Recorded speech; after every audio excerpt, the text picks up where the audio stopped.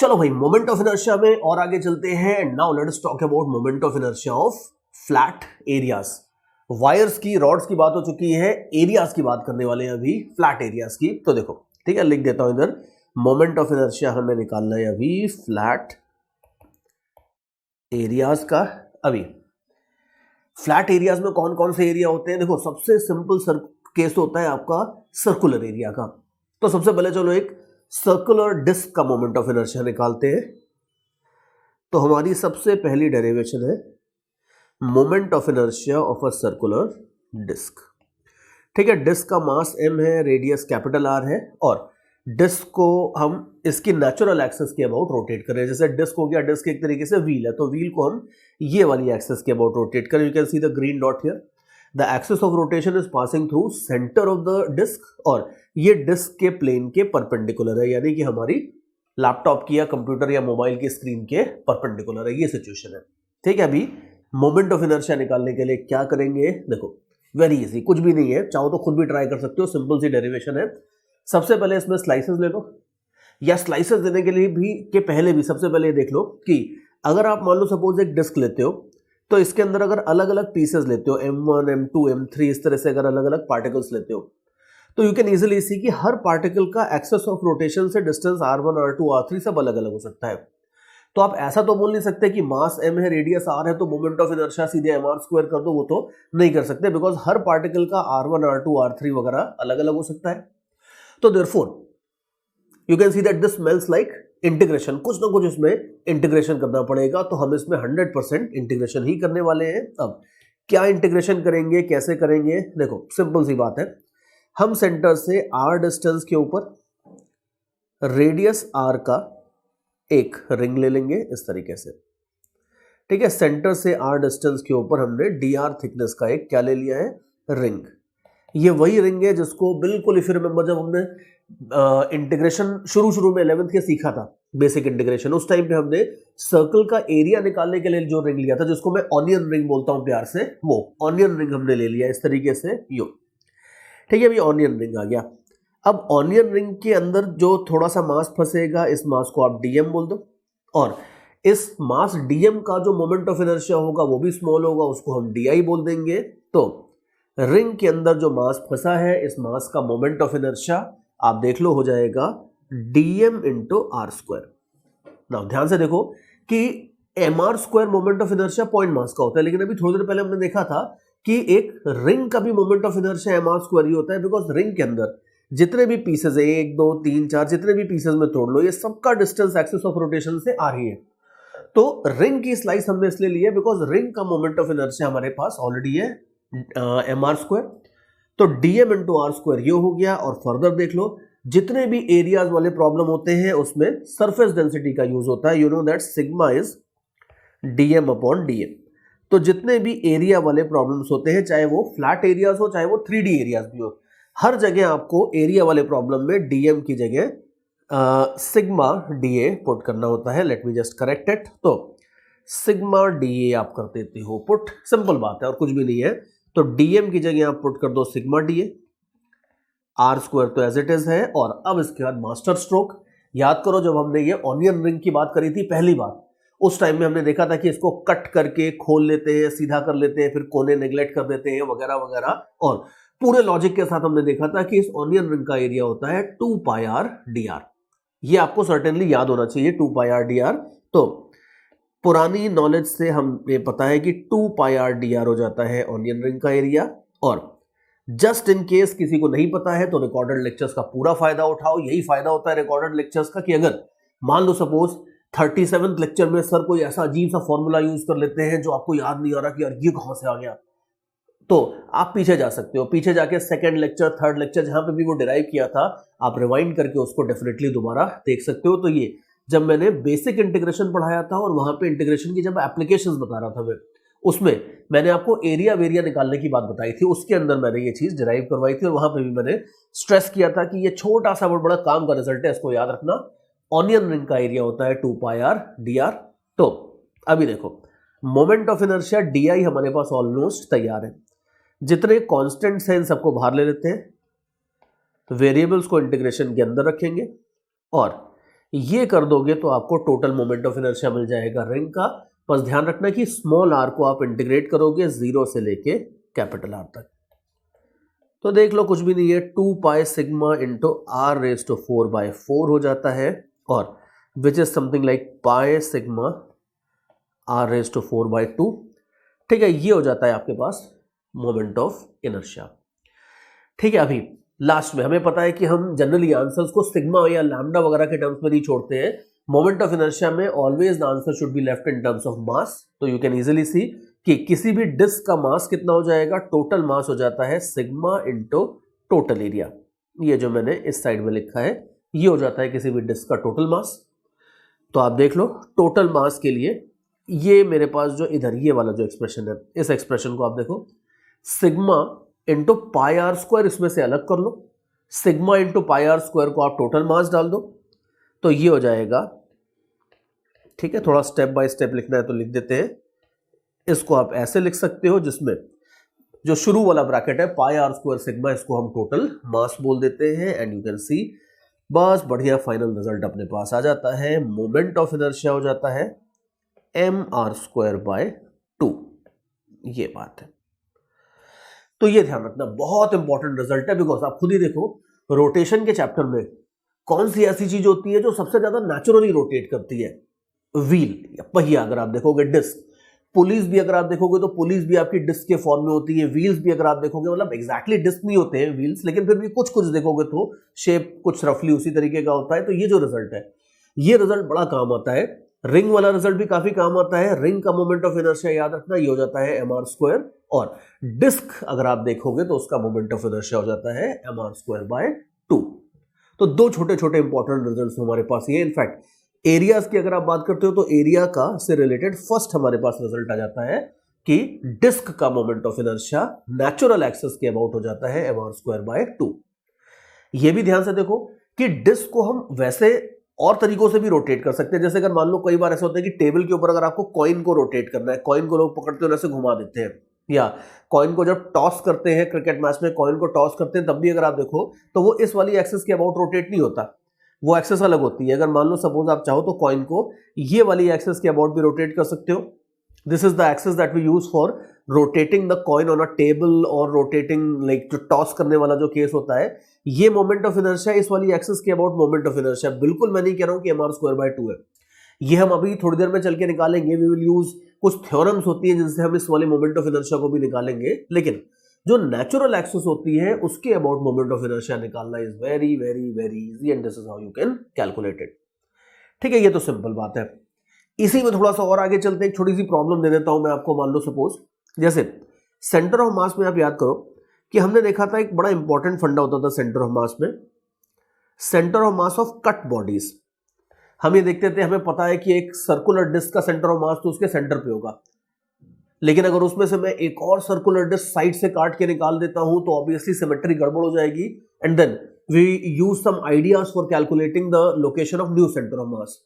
बिल्कुल सिमिलर चीजें आप कर सकते हो यहां पे भी। अगर मान लो सपोज मुझे पता है कि डिस्क का मोमेंट ऑफ इनर्शिया होता है, ये फॉर्मूला होता है mr²/2, लेकिन अब मान लो मैं आपको एक प्रॉपर डिस्क नहीं देता हूं, मैं आपको एक हॉलो डिस्क टाइप की दे देता हूं, something like this. Have a look at this fellow. मान लो मेरे पास इस तरीके से एक हॉलो डिस्क है, और अब ये हॉलो डिस्क का moment of inertia let us से अपने को निकालना है। थोड़ा डेटा मैं आपको दे देता हूं, छोटी सी बढ़िया सी प्रॉब्लम है, you can try it on your own also. मान लो जो हॉलो डिस्क है इसका इनर रेडियस ए है, आउटर रेडियस बी है, मतलब बड़ी डिस्क में से एक रेडियस ए की छोटी डिस्क मैंने काट के निकाल के फेंक दी है। हमें ये गिवन है कि जो ये हॉलो डिस्क है, मतलब जितना आपको डिस्क दिया है उस डिस्क का मास m है, इनर रेडियस आउटर रेडियस ये सब आपको दिया है, और फाइनल क्वेश्चन ये है that we need to calculate moment of inertia of this particular disc. लेकिन जैसा आप सोच भी रहे होगे अभी ये क्वेश्चन इनकम्प्लीट है, बिकॉज मैंने ये तो बताया नहीं कि भाई कौन सी एक्सिस के अबाउट निकालना है, but that is kind of understood at this point कि भाई यही वाली जो नेचुरल एक्सिस होती है इसके अबाउट अपने को मोमेंट ऑफ इनर्शिया निकालना है हॉलो डिस्क का। ठीक है, आप कंप्लीट क्वेश्चन है। अब जरा मिलजुल के इसको सॉल्व करते हैं। खुद से सॉल्व करना चाहते हो तो वीडियो को पॉज कर दो, खुद से अटेम्प्ट करना is a very very good habit. जितने भी अच्छे स्टूडेंट्स होते हैं, मैं भी जब अपने टाइम पे स्कूल में था तो मेरी टेंडेंसी ये रहती थी कि टीचर ने अगर कोई क्वेश्चन सॉल्व दिया है अगर मान लो, तो हम बिल्कुल पूरा, मैं था, मेरे साथ 2-3 और बंदे थे, हम लोग फर्स्ट बेंच पे बैठे रहते थे and we will request desperately कि मैम सॉल्व मत करो, हमें पहले अटेम्प्ट करने दो, and then we will attempt. फिर एक दो बार कई बार होता था कि मैम को लगता था कि यार क्वेश्चन बहुत टफ है, इन लोगों से तो कैसे बनेगा, तो वो 1-2 मिनट बाद सॉल्व करना शुरू कर देती है, then we will plead again that please don't solve and give us more time. And कभी सॉल्व होता था, कभी नहीं सॉल्व होता था, वो इंपॉर्टेंट बात नहीं है। इंपॉर्टेंट बात यह है कि आप खुद से अटेम्प्ट करो, ये सबसे इंपॉर्टेंट बात होती है। तो यहाँ पे भी आप देख लो, खुद से आप अटेम्प्ट एक बार जरूर करो इस क्वेश्चन को। बाकी मैं भी इसके आगे सॉल्व करता हूं, अगर बन जाएगा आपसे तो आंसर मैच कर लेना, और नहीं बनेगा तो मेरा सॉल्यूशन एक बार आप आराम से देख सकते हो। तो चलो अभी आगे बढ़ते हैं। देखो पहली बात तो ध्यान रखना कि इन्होंने आपको जो m दिया है वो किसका मास है, पूरी डिस्क का मास नहीं है, जितना आपको हॉलो डिस्क है उसका मास m है। तो इसको केयरफुली यूज करते हैं। ऐसे क्वेश्चंस में बेटर रहता है कि आप एक तरह से मान लो सबसे पहले कि इस डिस्क की जो सरफेस डेंसिटी है ये है सिग्मा, ये मान लेते हैं। और हम अब ये 100% बोल सकते हैं कि हमें अगर मान लो सपोज फाइनल जो कट डिस्क है या हॉलो डिस्क है, हॉलो डिस्क के मोमेंट ऑफ इनर्शिया को मैं अगर IH बोल देता हूं, अगर ये चाहिए, तो ये बड़े आराम से आप बोल सकते हो कि जो पूरी डिस्क थी, वो पूरी डिस्क आप देख लो, पूरी डिस्क के मोमेंट ऑफ इनर्शिया को मैं I0 बोल दूंगा। उसमें से छोटी डिस्क के मोमेंट ऑफ इनर्शिया को अगर मैं I बोल देता हूं, उसको अगर आप सब्ट्रैक्ट कर दोगे तो आपको रिमेनिंग डिस्क का मोमेंट ऑफ इनर्शिया मिल जाएगा, which is quite easy because you can सी कि I0 का मतलब है कि पूरी, अगर अनकट पूरी की पूरी डिस्क अगर आप देखते हो तो इसका मोमेंट ऑफ इनर्शिया हो जाएगा टोटल मास इंटू r²/2। और जो छोटी वाली डिस्क थी, जितने पार्ट को आप काट के निकाल रहे हो, ये जिसको ग्रीन कलर से मैंने शेड किया है, इतने पार्ट को अगर आप देखते हो तो इसका मोमेंट ऑफ इनर्शिया हो जाएगा mr²/2। बस अब m और m0 की वैल्यूज डाल दो, मास हो जाता है सिग्मा इंटू एरिया। तो अब आप देख लो m0 हो जाएगा सिग्मा इंटू पाई b² टोटल एरिया, ठीक है, ये हो जाता है। और जो m है अंदर वाला जो मास है, ये हो जाएगा sigma into pi a²। So this thing into a²/2। You can easily C, simple calculation है, कुछ भी नहीं है। और जो भी कॉमन होता है इसमें सिग्मा पाई/2 कॉमन ले लो, b⁴ माइनस a⁴ आ जाएगा, ये आ जाएगा moment of inertia hollow disc का। और वैसे अगर आप देखो तो हमने आंसर निकाल दिया, सिग्मा के टर्म्स में अगर आंसर चाहिए था तो वी हैव अवर आंसर। लेकिन ध्यान रखना, जितने भी कॉम्पिटिटिव एग्जाम्स होते हैं, जितनी भी बुक्स में आपको क्वेश्चंस मिलेंगे मोमेंट ऑफ इनर्शिया के, उनमें जनरली ये आंसर सिग्मा के टर्म्स में नहीं छोड़ते। तो अगर कहीं छोड़ा है तो यही आपका फाइनल आंसर है, दैट्स फाइन। लेकिन यहां इन्होंने आपको हॉलो डिस्क का मास दिया है, तो हमें आंसर m के टर्म्स में निकालना होगा। अब आप देख लो कि अगर वैसे देखते हो, यहां थोड़ा सा मैंने नोटेशन ध्यान से देखो कि नोटेशन में मैंने ये जो m लिखा है, ये m अलग है और ये वाला जो m दिया था अलग है। In order to make the things clear, मैं एक काम करता हूं कि जो ये वाला पार्ट था, जिस पार्ट को मैंने काट के निकाला है, इसको मैं m नहीं, इसको m1 से डिनोट कर देता हूं सपोज, तो थोड़ा सा बेटर दिखेगा। Although I know that you have understood it, but फिर भी technically we have to be correct. तो अभी आप देख लो कि जो आपको मास दिया था m, ये हो जाएगा sigma into area of hollow disc. अब आप देख लो कि एरिया ऑफ हॉलो डिस्क हो जाएगा simply pi into b² minus a²।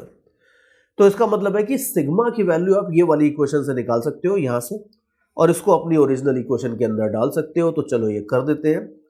You can सी कि पाई/2 b⁴ माइनस a⁴ तो है ही, और सिग्मा की जगह मैं यहां से, इस जगह से मैं सिग्मा की वैल्यू निकाल के पुट करता हूं। तो सिग्मा हो जाएगा आपका m डिवाइडेड बाय पाई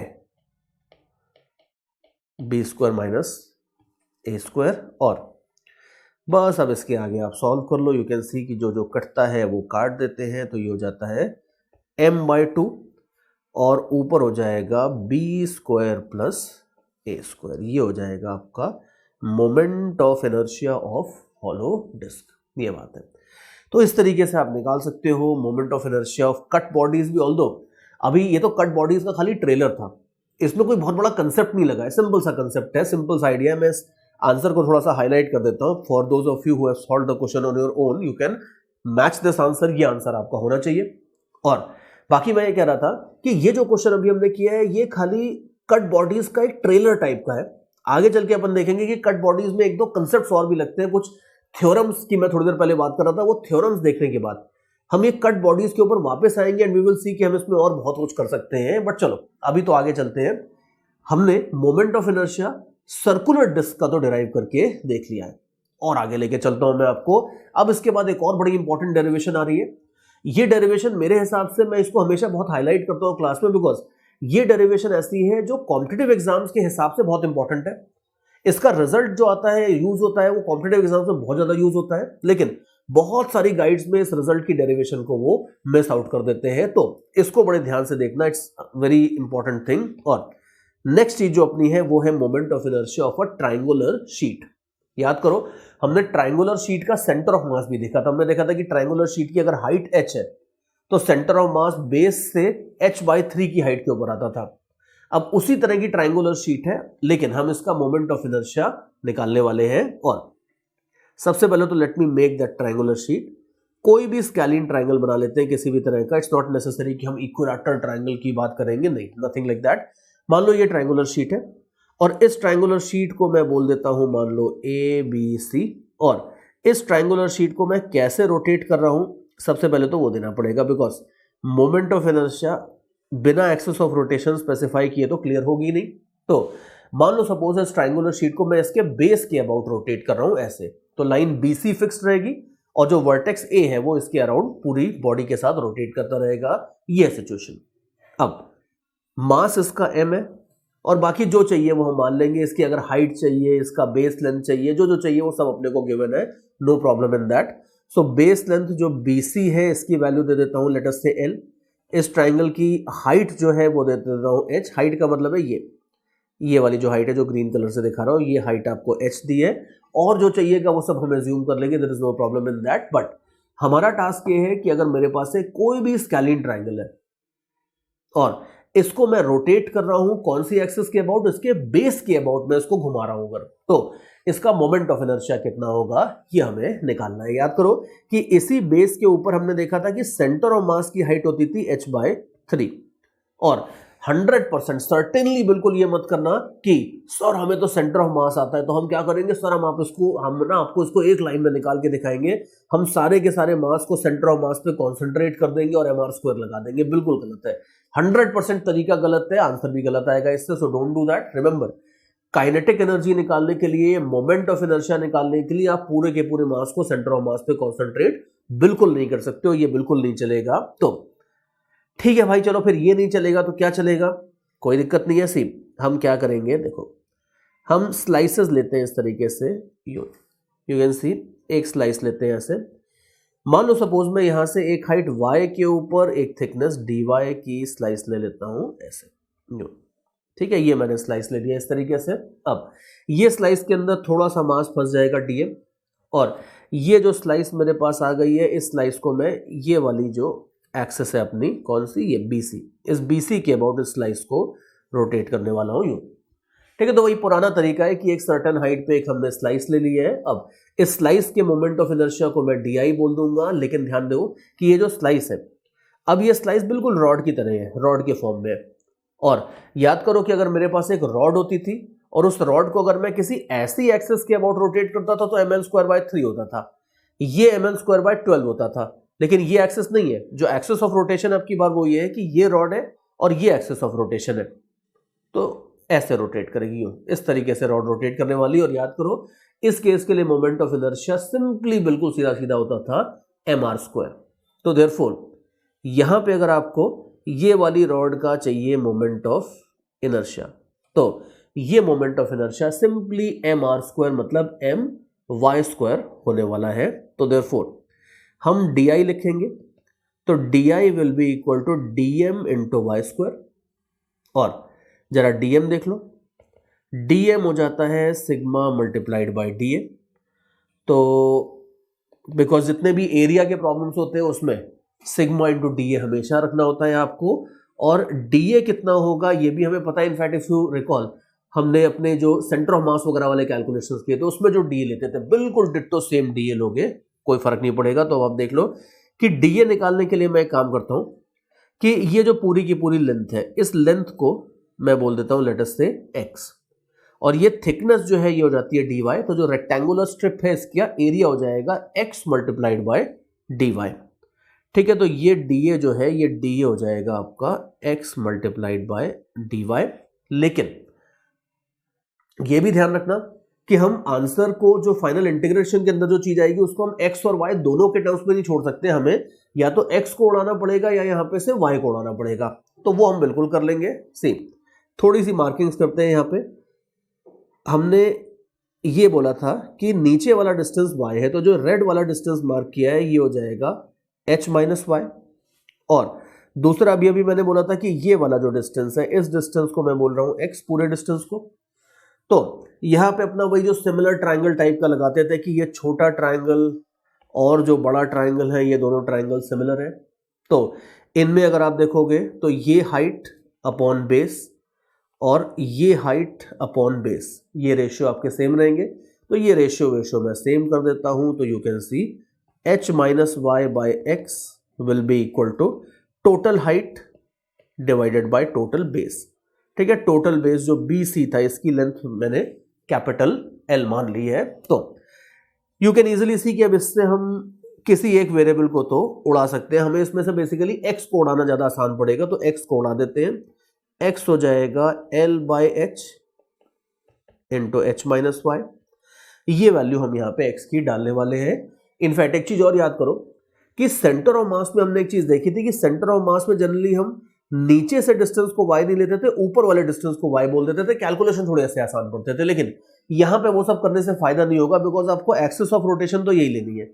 तो ये जो r लेते हो, r के लिए तो आपको यही वाला डिस्टेंस लेना होगा, तो आपको वो सब करने से ज्यादा फायदा नहीं होगा। करना है तो कर सकते हो, कोई नुकसान भी नहीं होगा, but it's not going to matter much. तो पुटिंग दिस हियर, dA हो जाएगा आपका L by h into h minus y into d y. ठीक है, ये तो हो जाएगा आपके पास dA को आप पुट कर दोगे, सिग्मा मल्टीप्लाई कर देते हैं, यही कर देते हैं, ये हो जाएगा dm, और बस अब इस dm को हम यहाँ पे पुट करके आगे अपना खेल खेलने वाले हैं। So it's going to be simple now, ज्यादा कुछ बचा नहीं है। मोमेंट ऑफ इनर्शिया हो जाती है dm into Y square.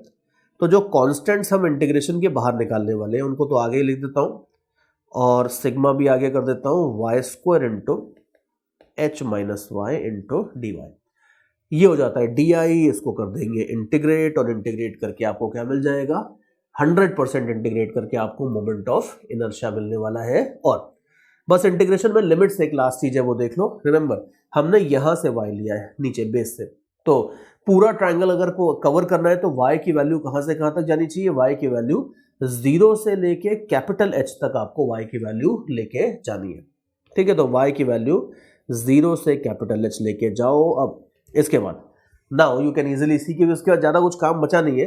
Integration is also not going to be complicated, इसको अंदर मल्टीप्लाई कर दो, इंटीग्रेट कर दो, like I should be doing that because you are an extremely capable student. आप इंटीग्रेशन 100% खुद कर सकते हो।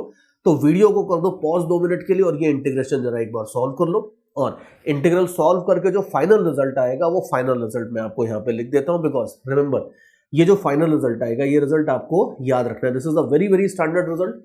ध्यान रखना, बहुत सारी गाइड्स में इस रिजल्ट को ये लोग ओमिट कर देते हैं, लेकिन कॉम्पिटिटिव एग्जाम में बहुत बारी ऐसे क्वेश्चंस पूछ चुके हैं जहां पे ट्रायंगुलर शीट का या ट्रायंगुलर प्लेट का मोमेंट ऑफ इनर्शिया आपके काम में आता है। तो चलो फाइनली मैं रिजल्ट यहां पे लिख देता हूं अच्छे से।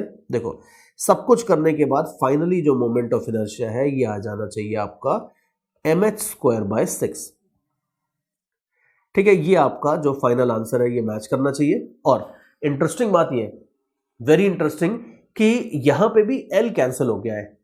तो देयरफॉर ये ट्रायंगुलर शीट का बड़ा इंटरेस्टिंग सा केस बनता है कि चाहे आपको सेंटर ऑफ मास की हाइट निकालनी हो या चाहे आपको बेस के अबाउट मोमेंट ऑफ इनर्शिया निकालना हो, सरप्राइजिंगली बेस की लेंथ दोनों जगह काउंट नहीं होती है। बेस की लेंथ दोनों जगह for some funny reason cancel out हो जाती है, और आपको जो रिजल्ट है वो खाली H के टर्म्स में मिलता है in both the cases, centre of मास वाले केस में भी और मोमेंट ऑफ इनर्शिया वाले केस में भी। तो ध्यान रखना कि moment of inertia of a triangular plate about its base finally comes out to be mh square by 6। तो ये एक छोटा बट बड़ा इंपॉर्टेंट रिजल्ट है जो अपने पास आ गया है। इस रिजल्ट को अपने को ध्यान रखना है, और इस रिजल्ट का यूज करके बड़े अच्छे अच्छे छोटे बड़े क्वेश्चंस आप सॉल्व कर सकते हो। जैसे मैं डायरेक्टली आपको थोड़े अच्छे क्वेश्चन के ऊपर ही लेके चलता हूं। सी मान लो suppose means I will not fiddle around with very simple questions. देखो एक केस आपको मैं देता हूं, ठीक है, थोड़ा सा अच्छा क्वेश्चन मैंने डायरेक्टली ले लिया है। एंड मेरे पास सिचुएशन ये है कि मेरे पास एक मान लो रेक्टेंगुलर शीट है, इसकी लेंथ a है और ब्रेड्थ b है, और जैसे कई बार क्या होता है क्लास में, मान लो 2 पीरियड्स के बीच में बच्चे बोर हो रहे होते हैं तो वो नोटबुक लेते हैं और नोटबुक ऐसे घुमाना शुरू करते हैं टेबल के ऊपर। So in case you have done that, you would remember कि नोटबुक को अगर आप घुमाओ फिराओगे कुछ इस तरीके से, तो रफली स्पीकिंग आप ये कह सकते हो कि ये एक्सेस ऑफ रोटेशन होती है। जो रेक्टेंगुलर शीट है, इस रेक्टेंगुलर शीट की मैंने एक डायगोनल ले ली है और इस डायगोनल के अबाउट मैं इस रेक्टेंगुलर शीट को रोटेट करने वाला हूं यो। तो ध्यान से देखो, रेक्टेंगुलर शीट है, मास m है, लेंथ और ब्रेड्थ आपको दी हुई है और इस शीट को मैं एक डायगोनल के अबाउट रोटेट करने वाला हूं इस तरीके से। और क्वेश्चन ये है कि हमें इसका मोमेंट ऑफ इनर्शिया निकालना होगा। Suppose now how do we calculate this moment of inertia. और देखो जैसा कि आप समझ ही रहे हो कि अभी अभी हमने ट्राइंगल की डेरिवेशन करी है, फिर मैं रेक्टेंगल के ऊपर आ गया, बोल रहा था कि मैं कि थोड़ा अच्छा एग्जांपल है, तो इतना तो देखो आप समझ ही गए होंगे कि मैं इस रेक्टेंगल को 2 ट्राइंगल में तोड़ने वाला हूं। एक ट्राइंगल ये वाला और दूसरा ट्राइंगल आपका ये नीचे वाला। And you can easily see कि ऊपर वाला ट्राइंगल और नीचे वाला ट्राइंगल बाय सिमेट्री आइडेंटिकली है। तो अगर एक ट्राइंगल की वजह से मोमेंट ऑफ इनर्शिया मान लो आई होती है तो दोनों ट्राइंगल्स की मिला के 2i हो जाएगी। फाइनल आंसर आपका 2i होने वाला है। तो बेसिकली रेक्टेंगल की प्रॉब्लम को हमने ट्राइंगल की प्रॉब्लम में तो तोड़ लिया, तो अब इसके आगे हम फोकस करने वाले हैं एक ट्राइंगल के ऊपर। अगर इस ट्राइंगल का मोमेंट ऑफ इनर्शिया हमें गिवन एक्सिस के अबाउट मिल जाता है तो हमारा काम हो जाएगा, बस उसी को हम डबल कर देंगे लास्ट में, दैट इज इट। अब ये ट्राइंगल का मोमेंट ऑफ इनर्शिया किस तरीके से निकालेंगे ये हमें पता ही है। ट्राइंगल के लिए बस आप देख लो कि आपको ट्राइंगल की हाइट चाहिए। ट्राइंगल की हाइट अगर आप देखोगे, ये वाली हाइट, ध्यान से देखो कि अगर ये स्क्वायर होता तो स्क्वायर के केस में जो ये वाला पॉइंट है, हाइट से ये वाला जो कनेक्ट करने वाली जो परपेंडिकुलर लाइन है, ये स्क्वायर के सेंटर से पास कर जाती है, लेकिन यहां पे सेंटर से पास नहीं करेगी। स्क्वायर का सेंटर कहीं और है। ये जो ग्रीन वाली लाइन है, this line is not going to pass through the centre of square, but फिर भी ये हाइट अगर आप किसी तरीके से निकाल लोगे तो आपका काम हो जाएगा। आधा ट्राइंगल अगर आप लेते हो तो उसका मास हो जाता है m/2। फॉर्मूला था mh²/6, बस हमें m की जगह m/2 डालना होगा। ये मोमेंट ऑफ इनर्शिया हो जाएगी किसकी, एक ट्राइंगल की। तो यू कैन इजीली सी कि बस h निकाल लोगे तो बाकी काम हो जाएगा, और h तो हम निकाल ही लेंगे, h निकालने में कोई दिक्कत नहीं। यू कैन सी कि तो वही 8th 9th वाली ज्योमेट्री होती है कि अगर हमें ये वाली हाइट निकालनी है तो बड़े आराम से आप देख सकते हो कि अगर इस ट्राइंगल के एरिया की बात कर लो तो ये हाइट आपको आराम से मिल जाएगी। पुरानी ट्रिक है मैथ्स की, आपको पता ही है। तो अगर आप एरिया देखते हो ट्राइंगल का तो ये हो जाता है हाफ बेस इनटू हाइट।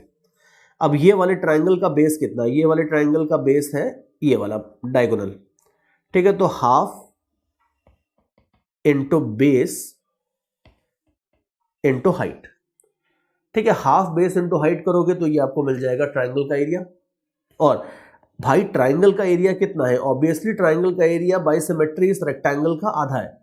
तो रेक्टेंगल का एरिया कितना होता है, रेक्टेंगल का एरिया होता है लेंथ इंटू ब्रेड्थ, उसका आधा कर दोगे तो आपको मिल जाएगा ट्राइंगल का एरिया। तो यू कैन इजीली सी, पुरानी ट्रिक है but I always love this small little technique for calculating है, जिसकी बजाय सिमिलर ट्राइंगल से ऐसे वैसे और कई तरीकों से आप सॉल्व कर सकते हो। तो जो आपको अच्छा लगे वैसे सॉल्व करो, कोई प्रॉब्लम नहीं है।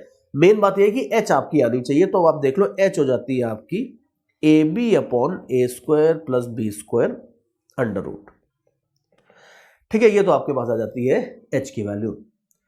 अब आगे देख लो कि फाइनली ये हो जाएगा m/12 into h², A² B² A² + B²। ये हो जाती है आपकी मोमेंट ऑफ इनर्शिया की वैल्यू। क्या किया है, बस मैंने कुछ भी नहीं किया, ये h की वैल्यू डाल दी है। तो ये आपके पास आ जाता है रेक्टेंगुलर शीट का moment of inertia about a diagonal. Obviously ये फॉर्मूला नहीं है, ऑब्वियसली आपको ये याद नहीं करना है। तो ये बस खाली छोटा सा एग्जांपल था जो हमने सॉल्व कर लिया। बाकी बेसिक रिजल्ट इंपॉर्टेंट है, ध्यान रखना कि एक ट्राइंगुलर शीट का मोमेंट ऑफ इनर्शिया उसके बेस के अबाउट कितना होता है, बेस के अबाउट होता है mh²/6। ये छोटा सा रिजल्ट है which you should 100% certainly remember. और आगे देखो, और छोटे मोटे क्वेश्चंस बना सकते हैं इसके ऊपर और देखते हैं। सेम एरियाज की अगर अपन बात करते हैं तो एरियाज में आप देख लो, एरियाज में हमने अभी सर्कुलर डिस्क और ट्राइंगुलर शीट, ये 2 एरियाज तो हमने निकाल लिए हैं। लेकिन अब एरियाज में आप और याद करके देखो, एरियाज तो एक से एक फैंसी एरियाज होते थे। जैसे अगर मान लो सपोज एक पैराबोला बना दो, तो पैराबोला के अंडर में भी कुछ एरिया आता था जिसको हम एरिया अंडर द कर्व बोलते थे, उसकी वैल्यू निकालते थे। इसी तरीके से एलिप्टिकल एरिया हो सकता है, दिस दैट, बहुत सारी एरियाज हो सकते हैं। तो अब थोड़ा सा और एम्बिशियस हो जाते हैं, थोड़ा सा और आगे चलते हैं और देखते हैं कि ये जो और अलग अलग तरह के एरियाज होते हैं, इन एरियाज का मोमेंट ऑफ इनर्शिया कैसे निकालते हैं। चलो और आगे चलते हैं and now let me show you that parabolic area that I was talking about. See figure में आप देख लो, फिगर में मेरे पास वही एरिया अंडर द कर्व वाली सिचुएशन है that there is a parabolic curve, और उस पैराबोलिक कर्व के अंडर में ये कुछ एरिया आ गया है। और अब की बार मान लो एज एन इंजीनियर मैंने मान लो सपोज एक मेटल की शीट ली है, और मेटल की शीट के अंदर मैंने लेजर वेजर लगा के इस तरीके से ये शेप किसी तरीके से मेटल की शीट के अंदर कट कर लिया है, ये ग्रीन वाला शेप। और इस ग्रीन वाले शेप को कट करने के बाद मैं इसे माउंट करके इसे मान लो एक्स एक्सिस के अबाउट रोटेट करने वाला हूं, ये मेरा प्लान है।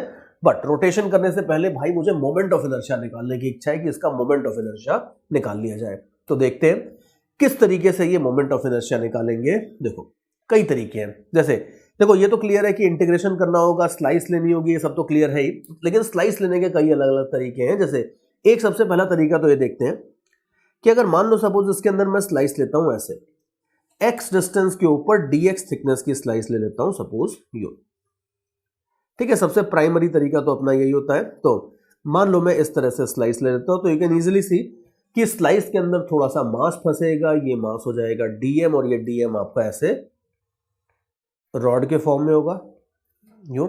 और अब इसको मैं कैसे रोटेट करने वाला हूं, यू कैन इजीली सी कि इसको मैं एक्स एक्सिस के अबाउट रोटेट करने वाला हूं ऐसे।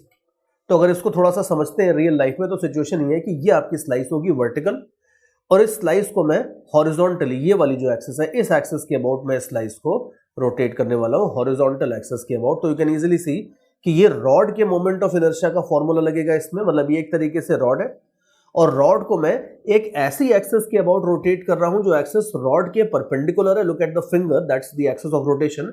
ये एक्सिस ऑफ रोटेशन रॉड के परपेंडिकुलर है और इसके कॉर्नर से पास कर रही है। तो याद करो इसके लिए जो फॉर्मूला लगता था वो आपका वही पुराना लगता था ml²/3 वाला। तो यहां पे जो रेड वाली रॉड बनी है, जो स्लाइस बनी है, इसके लिए हम ml²/3 वाला फॉर्मूला यूज करने वाले हैं। बस m की जगह dm रख देंगे और l की जगह ये रेड वाली जो रॉड है, जिसको भी मैंने ग्रीन कर दिया है थोड़ी देर के लिए, ये इसकी जो लेंथ होती है ये लेंथ हम पुट करेंगे। यू नो वेरी वेल कि ये लेंथ को हम y बोलते हैं, किसी भी चीज की हाइट को इस तरीके से हम y बोल देते हैं। तो देयरफॉर अगर आपको di चाहिए तो रॉड का मास इंटू y²/3 ये कर दो, ये मोमेंट ऑफ इनर्शिया का एक्सप्रेशन बनेगा as far as the rod is concerned. और बाकी dm की वैल्यू देखते हैं। dm अगर आप देखोगे तो ये हो जाएगी सिग्मा मल्टीप्लाइड बाय dA, और d आप देख लो, dA तो अपना पुराना दोस्त है। ये जो स्लाइस होती थी, स्लाइस का एरिया तो पता ही है होता y multiplied by dx, length into breadth. तो y इंटू dx ये हो जाता है आपके पास dm।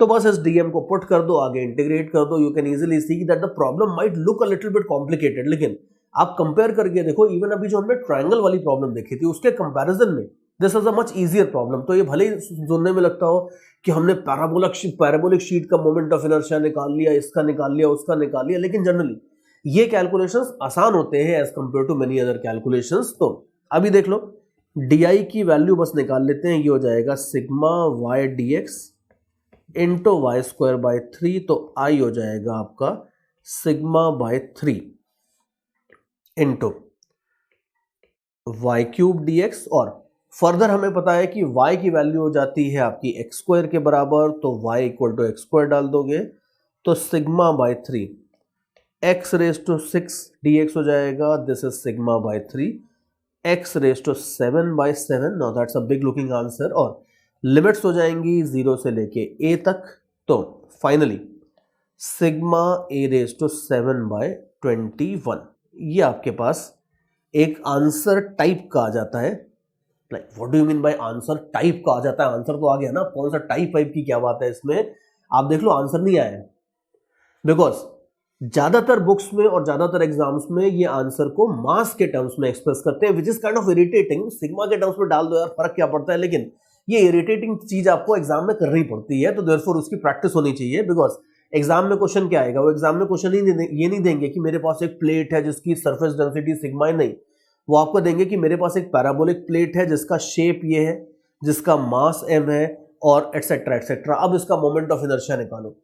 तो ध्यान रखना कि ये फाइनल आंसर को आप सिग्मा नहीं, आपको इसको मास के टर्म्स में छोड़ना होगा। और ये इंटीग्रेशन वाली प्रॉब्लम्स में थोड़ी प्रॉब्लम ये भी आती है कि आपको मास निकालने के लिए दोबारा छोटा सा एक इंटीग्रल और करना होगा, which is not going to be great. आसान सा इंटीग्रल होगा लेकिन इंटीग्रल एटलीस्ट होगा, वो आपको दोबारा करना ही होगा। तो वो करके देख लेते हैं। यू कैन सी कि डीएम हमने निकाला था ये, बस इस डीएम को आप अलग से इंटीग्रेट कर दोगे तो आपको मास मिल जाएगा। तो लेकिन वो थोड़ा सा कैलकुलेशन करना पड़ता है और एग्जाम में कई बार होता है, एग्जाम में थोड़ा इरिटेटिंग हो जाता है। You are already hard pressed for time, आपको सिग्मा के टर्म्स में आंसर निकालने के बाद लगता है कि यार आंसर तो निकाल दिया, आप क्या लाइक जान लोगे क्या? द आंसर इज यस, बिल्कुल लेंगे। वो आपको एम के टर्म्स में ही सारे के सारे ऑप्शन देते हैं, बट चलो ठीक है, जोक से पार्ट निकाल लेते हैं। तो एम हो जाएगा sigma into y d x, तो वाई हो जाता है एक्स स्क्वायर, ठीक है। अगर आप इसको इंटीग्रेट करोगे तो ये हो जाएगा एक्स क्यूब बाई 3।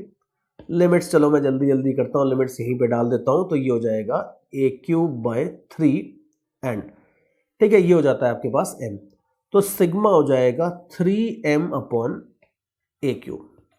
अब ठीक है, ठीक है, तो ये हो जाता है सिग्मा। तो अब सुपर फाइनल बिल्कुल आंसर अपने को चाहिए। तो a रेज टू 7/21 था और उसके साथ में sigma 3m by A cube डाल देते हो अगर, तो अब हमारे पास ऑलमोस्ट फाइनल आंसर आने वाला है। तो you can easily see m a raise to 4/7, ये आपके पास मोमेंट ऑफ इनर्शिया आ जाता है। ये बात है, तो ये आपका मोमेंट ऑफ इनर्शिया आ जाता है किसका?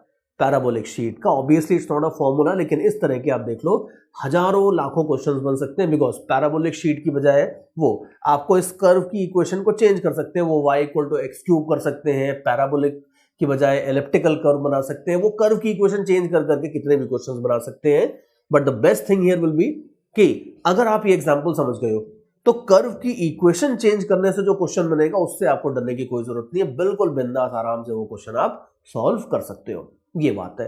तो इस टाइप के अब जितने भी क्वेश्चंस बनेंगे 100% आप उनको हैंडल कर सकते हो। लेकिन अब ये लेकिन लास्ट में हमेशा जरूर आ जाता है, क्योंकि अगर आप इसको नेक्स्ट लेवल पे लेके जाना चाहते हो तो उसी चक्कर में लेकिन आता है। लेकिन अगर आप इसमें थोड़े बहुत कुछ चेंजेस कर दो तो प्रॉब्लम इंटरेस्टिंग हो जाएगी। वो मैं आपको करके दिखाता हूं। देखो ये इंटरेस्टिंग पार्ट होने वाला है अभी। तो अगर मान लो सपोज वही सेम पैराबोलिक शीट है, ठीक है, मेटल की वही पैराबोलिक शीट हमने बनाई है, लेकिन अब की बात हम बच्चों को परेशान करने के मूड में है। तो हमने क्या किया है कि ये जो मेटल की शीट है, इस मेटल की शीट की डेंसिटी यूनिफॉर्म नहीं है, एक जैसी डेंसिटी नहीं। अभी तक मैंने आपको जितने भी एरिया वाले प्रॉब्लम्स दिए हैं सब में मैंने आपको डेंसिटी यूनिफॉर्म ही रख के दी है। लेकिन हमें पता है कि ये सेंटर ऑफ मास वगैरह में हम कई बार नॉन यूनिफॉर्म डेंसिटी वाली चीजें लेके आ जाते थे। तो मान लो यहां पे भी सिचुएशन है कि मेरे पास एक शीट है, पैराबोलिक शेप के अंदर में मैंने शीट बनाई है, लेकिन अब ध्यान से देखो कि इस शीट की डेंसिटी जो है ये मान लो y के साथ साथ बढ़ती जा रही है। ठीक है, इंटरेस्टिंग बात है कि ये जो शीट है, अजीब सी शीट है, इसकी डेंसिटी जैसे जैसे ऊपर जाओगे डेंसिटी बढ़ती जाएगी, बिल्कुल ऊपर जाओगे तो डेंसिटी बहुत ज्यादा हो जाएगी, नीचे डेंसिटी थोड़ी सी कम होगी। तो डेंसिटी y के साथ साथ इसकी वेरी होती जा रही है। अब हमारा टास्क है कि हमें इसका निकालना है मोमेंट ऑफ इनर्शिया। किसके अबाउट?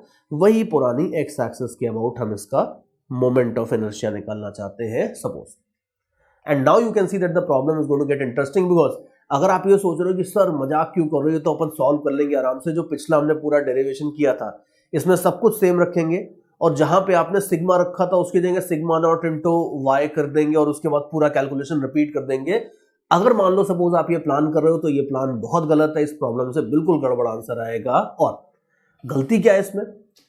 गलती है बिकॉज आप ये देख लो कि सिग्मा वाई के साथ साथ वेरी कर रही है। तो अगर मान लो आप इसी तरीके से स्लाइस लेते हो पिछले प्रॉब्लम की तरह, तो ये स्लाइस के अंदर आप देख लो, ये वाली जो रेड कलर की जो मैंने स्लाइस ली है, इस स्लाइस के अंदर इस जगह के ऊपर अगर एक बार मैं लिख देता हूं यहां पे कि सिग्मा अगर ऐसे वेरी कर रही है, तो और अगर आपने गलती से ऐसी स्लाइस ले ली तो ये वाली स्लाइस के अंदर बॉटम पॉइंट पे डेंसिटी बहुत कम होगी, it will be nearly zero.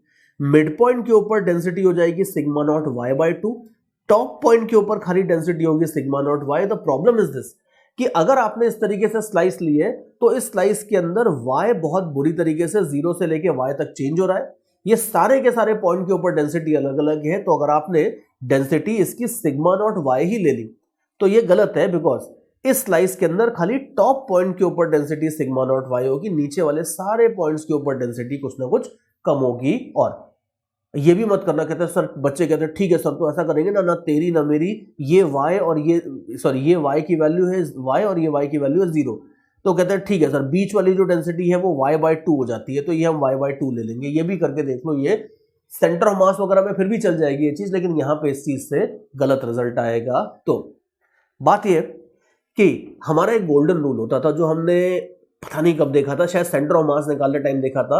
हमने देखा था कि अगर किसी भी ऑब्जेक्ट के अंदर डेंसिटी वेरी होती है तो एक गोल्डन रूल था कि जिस डायरेक्शन में डेंसिटी वेरी हो रही है स्लाइस हमेशा उसके परपेंडिकुलर लेनी पड़ती है, ऑप्शन नहीं होता अपने पास। अगर कोई ऐसा ऑब्जेक्ट है जिसकी डेंसिटी यूनिफॉर्म है तो स्लाइस आप ऐसे ले लो या ऐसे ले लो, चल जाता है, कोई फर्क नहीं पड़ता उससे ज्यादा। लेकिन अगर डेंसिटी वेरी हो रही है तो वेरिएबल डेंसिटी वाले केस में एक ही ऑप्शन होता है कि आपको स्लाइस हमेशा जिस डायरेक्शन में वेरिएशन हो रहा होता है डेंसिटी का उसके परपेंडिकुलर ही लेनी पड़ती है। ये गोल्डन रूल है, ये हमेशा चलेगा ही चलेगा। तो यहां पे भी आप देखो, यहां पे भी अगर डेंसिटी y के साथ साथ वेरी हो रही है, इधर जाने से डेंसिटी वेरी हो रही है, तो स्लाइस आपको इस ग्रीन लाइन के परपेंडिकुलर लेनी पड़ेगी। अब ग्रीन लाइन के परपेंडिकुलर का मतलब है ऐसे, स्लाइस आपको लेनी होगी इस तरीके से। लुक वेरी वेरी केयरफुली, ये स्लाइस आप लोगे ऐसे, किस तरीके से, एक हाइट y के ऊपर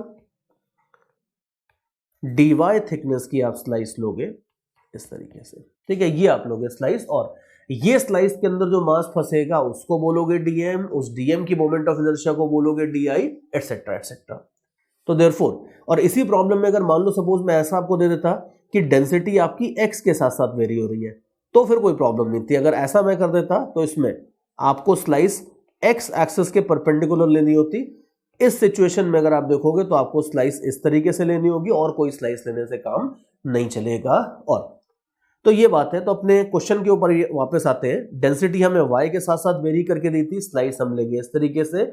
अब ध्यान से देखो कि ये वाली जो स्लाइस है, इस वाली स्लाइस में अगर आप ग्रीन कलर से मैंने हाईलाइट कर रहा हूं उसको, ये वाली स्लाइस के अंदर अगर आप देखो तो सारे के सारे मॉलिक्यूल्स की हाइट y ही है। Every point is at a height y, dy negligible होता है तो every point is at a height y, तो हर जगह डेंसिटी की वैल्यू यही है यही है यही है। तो देयरफॉर ये वाली स्लाइस लेने का फायदा ये है कि एटलीस्ट स्लाइस के अंदर अगर आप देखोगे, एटलीस्ट एक स्लाइस के अंदर अगर आप देखोगे तो डेंसिटी आपको एक जैसी मिलेगी, ये बात है। तो देयरफॉर अब ये स्लाइस का मास अगर मेरे को चाहिए dm, तो ये वाली स्लाइस का मास मैं डेंसिटी इनटू एरिया लिख सकता हूं, बिकॉज पूरे एरिया dA के अंदर एक ही जैसी डेंसिटी है। तो I can apply this formula और सिग्मा की जगह लिख देता हूं सिग्मा नॉट y, और dA की जगह आप देख लो लेंथ इनटू ब्रेड्थ। अब dA भी ध्यान से देखना, लोग dA में भी इसमें गड़बड़ी करते हैं। देखो dA में क्या है, dA में कहते थे कि अच्छा सर जब ऐसे स्लाइस लेते थे, ऐसे वर्टिकल स्लाइस, तो dA हो जाता था y dx। तो यहां पे क्या करते हैं, सोचते नहीं है, बिना सोचे समझे x dy लिख देते हैं। ये गलत है, अभी देख लो क्यों गलत है। x dy नहीं होगा, सी स्लाइस की जो एरिया होती है वो होती है लेंथ इनटू ब्रेड्थ। तो अब आप देख लो कि ये वाली लेंथ है और ब्रेड्थ तो dy है, तो ये ब्रेड्थ जो आपने ली है dy, ये बिल्कुल सही है। लेकिन ध्यान से देखो कि भाई ये वाला डिस्टेंस थोड़ी x है। x कोऑर्डिनेट क्या होता है, x कोऑर्डिनेट का मतलब होता है ओरिजिन से जो हॉरिजॉन्टल डिस्टेंस होता है पॉइंट का, वो x कोऑर्डिनेट होता है। तो अगर ये पॉइंट कर्व के ऊपर लाई कर रहा है तो ओरिजिन से जो हॉरिजॉन्टल डिस्टेंस होगा इसको x बोलते हैं। हम अपनी मर्जी से किसी को भी x बोलना नहीं शुरू कर सकते। अगर आपने एक कोऑर्डिनेट सिस्टम एज्यूम किया है, उस कोऑर्डिनेट सिस्टम के अकॉर्डिंग कर्व की इक्वेशन लिए, तो हम अपनी मर्जी से किसी को भी x नहीं बोल सकते। अब जैसे मान लो ट्रायंगल वाली प्रॉब्लम थी, उसमें आपको जिसको x बोलना है उसको x बोल दो, बिकॉज उसमें हमने कोई कोऑर्डिनेट सिस्टम नहीं लिया था, उस कोऑर्डिनेट सिस्टम के अकॉर्डिंग कोई कर्व की इक्वेशन नहीं दी थी। लेकिन यहां पे कोऑर्डिनेट सिस्टम है, उस कोऑर्डिनेट सिस्टम के अकॉर्डिंग कर्व की इक्वेशन है, तो आपको इसी डिस्टेंस को x लेना होगा, आप किसी और डिस्टेंस को x नहीं ले सकते। तो देयरफॉर जरा मैं मार्क कर देता हूं, ये जो डिस्टेंस है यही डिस्टेंस x होगा। और उसके बाद देख लो ये वाला जो डिस्टेंस है, ये वाला जो पॉइंट है आपका कौन सा, ये वाली जो ग्रीन लाइन में दिखा रहा हूं, ये लाइन मैंने मेंशन नहीं करी थी लेकिन हमेशा मान ही लेते हैं x equal to a, because that tells you कि हम पैराबोलिक शीट कितनी बड़ी ले रहे हैं। तो ये वाली लाइन अगर x इक्वल टू a है तो यू कैन सी जो रिमेनिंग डिस्टेंस है ये हो जाएगा आपका a माइनस x। ठीक है, तो अभी आप देख लो कि यहाँ पे अगर आप कैलकुलेशंस कर लेते हो तो ये हो जाएगा sigma naught into y into x d y. तो x की जगह तो एक्स डी वाई तो गलत था, वो तो मैंने आपको गलत लिख के दिखाया था कि भाई ये नहीं करना है। तो now let me put the whole thing correctly. ठीक है, यहाँ वाला जो स्टेप है इसमें सिग्मा मैंने ऑलरेडी पुट कर दिया है, अभी डीए मैं यहाँ पे पुट करने वाला हूं। तो चलो डीए की वैल्यू मैं पुट कर देता हूं। डीए हो जाएगा आपका लेंथ इंटू ब्रेड्थ। अब सही है, ये बिल्कुल सही चीज है पूरी। तो ये आपके पास डीएम आ गया है, और बस इसमें y की जगह एक्स स्क्वायर और पुट कर दो, तो sigma naught x square into a minus x into d y. अब ये डी वाई भी है लास्ट में, चलो डी वाई को भी उड़ाते हैं। अगर आपका y equal to x square है तो दोनों साइड आप डिफरेंशियल ले लो, डी वाई हो जाएगा 2x multiplied by D x. ठीक है, तो सिग्मा नॉट एक्स स्क्वायर ए minus x into 2x dx, ये हमारे पास चीज आ जाएगी। बस अब इसको हम आगे खत्म करने वाले हैं। तो 2 सिग्मा नॉट, ये आ जाता है आपके पास dm, और इनफैक्ट dm निकालने के चक्कर में बिजी हो गए हमें, तो dm नहीं निकालना था, हमें तो di निकालना था। तो अब di देख लो। बाकी di सिंपल है, बिकॉज अगर आपने स्लाइस ऐसे लिया और ये नीचे वाली एक्सिस ऑफ रोटेशन है, तो ये वही सिचुएशन हो जाती है कि एक्सिस ऑफ रोटेशन ऐसी है, ये रोटेशन होने वाला है, तो moment of inertia dm into r square हो जाएगी। कोई ml स्क्वायर बाय 3 यूज नहीं होगा यहाँ पे। तो therefore moment of inertia will be equal to dm multiplied by y square. तो 2 सिग्मा नॉट, वाई स्क्वायर की जगह मैं x रेज टू 4 लिख देता हूं, और सो ये आपके पास आ जाता है D I. And now you can easily सी, बस एक सिंपल सा स्टेप बचा है और कुछ नहीं है, बस आपको उसको दोनों साइड पे इंटीग्रेट कर देना है। वो इंटीग्रेशन आप कर लोगे, I am pretty sure about that, so I will not proceed further with the integration. लेकिन इंटीग्रेशन की लिमिट्स आप देख लो, x के टर्म्स में इंटीग्रेशन है तो x की वैल्यू 0 से लेके a तक आपको करनी है। x की वैल्यू 0 से लेके a तक आप इसे इंटीग्रेट करो, इंटीग्रेट करके आपको फाइनल रिजल्ट मिल जाएगा, ये बात है। और यहां पे भी ध्यान रखना कि रिजल्ट मिलने के बाद इसमें बस नई बात यह थी कि आपको स्लाइस किस तरीके से लेनी है, इसलिए मैंने उसके ऊपर फोकस किया है। आंसर में मैं आगे कैलकुलेशंस में फोकस नहीं कर रहा हूं, लेकिन अभी भी काफी सारे कैलकुलेशंस बचे हैं, बिकॉज ये सारे कैलकुलेशन करके जो आप आंसर निकालोगे, ये आंसर सिग्मा के टर्म्स में होगा। या इट्स प्रीटी बैड, ये सिग्मा के टर्म्स में होगा। और बुरी बात यह है कि अब उसको मास के टर्म्स में कन्वर्ट करना होगा, बिकॉज आंसर आपको एग्जाम्स में मास के टर्म्स में देंगे। तो ये जो हमने डीएम निकाला था यहां से लेके यहां तक, ये जो हमने डीएम निकाला था, इस डीएम को आप एक बार साइड में अलग से इंटीग्रेट करोगे, ये डीएम को इंटीग्रेट करके मास निकालोगे, और उसके बाद वहां से सिग्मा नॉट की वैल्यू निकाल के फिर आगे सब्स्टिट्यूट करोगे। ठीक है, in case it is getting confusing, मैं थोड़ा सा कैलकुलेशन कर देता हूं, जो लोग समझ गए वो कैलकुलेशंस वाली बात मेरी मत सुनो, आप आगे बढ़ जाओ सीधे, कोई दिक्कत नहीं है। लेकिन थोड़ा सा अगर मान लो कैलकुलेशंस में हल्का सा, if you need a little bit of guidance, तो वो मैं करके दिखा देता हूं आपको कैलकुलेशन। सी जैसे अगर आप कैलकुलेट करते हो तो यू कैन सी फर्स्ट वाला इंटीग्रल हो जाएगा एक्स रेज टू 7 का, तो ये हो जाएगा a रेज टू 8/8 अगर लिमिट्स रख देते हो, और दूसरा है x रेज टू 8 का इंटीग्रल, तो ये हो जाएगा a रेज टू 9/9 अगर आप लिमिट्स रख देते हो। तो ये आपके पास इंटीग्रल आ जाता है 2 सिग्मा नॉट, और a रेज टू 9 आप बाहर ले लो, और यहां पे नीचे आ जाएगा 72, so that's like sigma naught a raise to 9 divided by 36। ये आपके पास आ जाएगा moment of inertia sigma naught के टर्म्स में। ठीक है, इसको अभी संभाल के रख लेते हैं, क्योंकि हमें इसको अगर आंसर सिग्मा नॉट के टर्म्स में दिया है तब तो कोई दिक्कत ही नहीं है, लेकिन अगर वो नहीं देते हैं तो आपको इसको मास के टर्म्स में कन्वर्ट करना पड़ेगा। तो ये जो डीएम वाला एक्सप्रेशन अभी दिख रहा है, ये वाला, इसको थोड़ा सा आप और इंटीग्रेट करके देख लो, तो m आ जाएगा आपके पास 2 सिग्मा नॉट, और ये हो जाएगा a into a raise to 4/4, a raise to 5/5, and so on and so forth. So this will be a raised to 5 divided by 20, which is like sigma naught a raised to 5 divided by 10. ठीक है, ये सब हमारा काम almost हो गया है। बस सिग्मा नॉट की वैल्यू आप देख लो, सिग्मा नॉट हो जाएगा 10m/a⁵. ठीक है, इसको बस आप यहां पे डाल दो।